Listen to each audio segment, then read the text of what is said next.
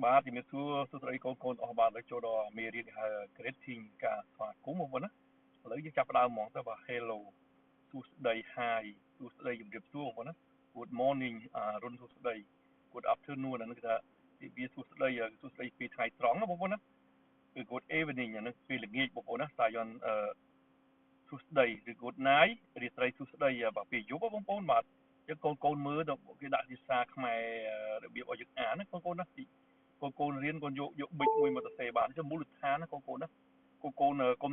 រៀនផ្ដេសផ្ដាស់ទៅនេះទៅនោះគឺអត់ចេះឯកូនណាបាទឥឡូវចូលដល់ homework យើងបាទអាននឹងសរសេរ5ដងកូនណា hello hi good morning good evening good night ហើយកូនហាត់តាមហ្នឹងទៅកូនណា